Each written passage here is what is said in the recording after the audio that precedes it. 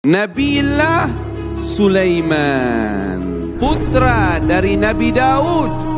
Beliau menduduki tahta kerajaan di usia 13 tahun setelah kembali ke rahmat Allah. Nabiullah Daud alaihi salatu wassalam, Allah subhanahu wa ta'ala mengisahkan pada suatu ketika Nabi Sulaiman alaihi salatu wassalam sedang berjalan dengan pasukannya komplit yang ikut. Ada dari bangsa jin, ada dari manusia, ada juga dari bangsa burung. Semuanya berbaris dengan tertib, berjalan dengan Nabi Sulaiman alaihi salatu wassalam.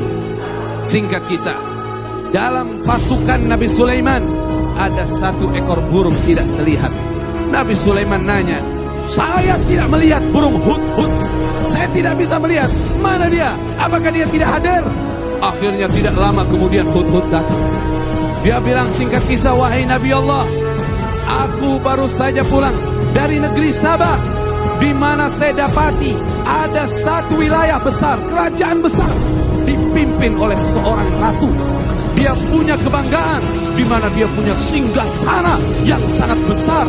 Aku tidak pernah melihat singgasana sebesar itu. Kemudian sayangnya adalah mereka menyembah matahari." Kemudian Nabi Sulaiman mengirimkan surat lewat hudhud kepada ratu yang ada di negeri Sabah.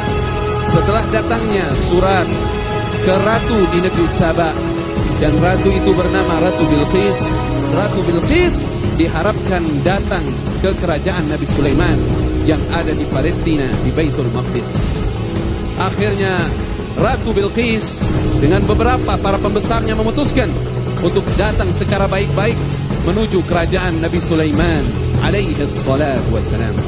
Di tengah perjalanan Ratu Bilqis dengan para pembesarnya menuju kerajaan Nabi Sulaiman, Nabi Sulaiman menyatakan kepada pembesar di kerajaannya, "Hai para pembesar kerajaanku," kata Nabi Sulaiman, "siapa di antara kalian yang mampu mendatangkan singgasana Ratu Bilqis ke tempat ini sebelum mereka datang ke sini untuk berserah diri?" Berkata jin Ifrit, "Aku bisa datangkan, wahai Nabi Allah, singgasana Ratu Bilqis di hadapanmu sebelum engkau bangun dari kedudukanmu, dan aku adalah orang yang kuat dan dapat dipercaya." Tapi Allah subhanahu wa ta'ala menyatakan, "Qala alladhi indahu ilmun minal kitab." Berkata orang yang ilmunya tahu dari Alkitab, artinya orang yang tahu bagaimana cara munajat kepada Allah subhanahu wa ta'ala, "Aku bisa datangkan, wahai Nabi Allah, singgasana Ratu Bilqis sebelum berkedip matamu." Maka langsung singgasana itu ada. Orang soleh ini kalau saya baca di tafsir, ada yang mengatakan namanya adalah Asif bin Barkhiyah. Dia adalah salah seorang murid dekatnya Nabi Sulaiman alaihi salatu wassalam. Punya keyakinan dalam berdoa, itulah yang menyebabkan Allah mengabulkan doanya.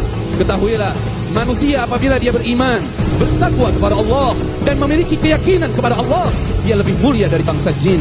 Kemudian datang Ratu Bilqis. Nabi Sulaiman mengatakan, "Qala ahakadha arshuki?" Apakah ini singgasanamu? Disitulah Ratu Bilqis tunduk kepada Allah, dan aku nyatakan, aku berserah diri dengan Nabi Sulaiman kepada Allah, pemelihara sekalian alam. Ratu Bilqis akhirnya menjadi muslimah, dan karunia Allah, Ratu Bilqis menjadi istri dari Nabi Sulaiman. Singkat kisah, akhirnya datanglah waktu akhir hayat Nabi Sulaiman alaihi salatu wassalam. Saat itu Nabi Sulaiman sedang menugaskan para jin untuk apa? Untuk membangun bangunan yang besar. Ketika itu Nabi Sulaiman alaihi salatu wassalam bersender di tongkatnya, seperti halnya beliau sedang berzikir, salat menghadap Allah subhanahu wa ta'ala. Ketika itu apa yang terjadi? Kata Allah subhanahu wa ta'ala, tidak diberikan petunjuk bahwa Sulaiman telah wafat. Yang terjadi pada saat itu, jin-jin itu merasa Nabi Sulaiman sedang mengawasi mereka. Nabi Sulaiman belum wafat, setahun lamanya sudah kembali ke rahmat Allah, tapi jin-jin itu merasa Nabi Sulaiman masih hidup. Setelah itu jatuh Nabi Sulaiman karena tongkatnya dimakan rayap. Setelah tersungkur, tabayyanatil jin, maka jin jelas dia tahu, oh, Sulaiman sudah wafat. Disinilah Allah subhanahu wa ta'ala menyatakan kepada kita semua sebagai pelajaran, "Allau kanu ya'lamunal ghaib." Sekiranya jin-jin itu tahu yang gaib, maka dia semestinya tahu. Nabi Sulaiman sudah wafat, ternyata bangsa jin tidak tahu hal yang gaib kecuali apa yang diberitahukan oleh Allah Subhanahu wa ta'ala.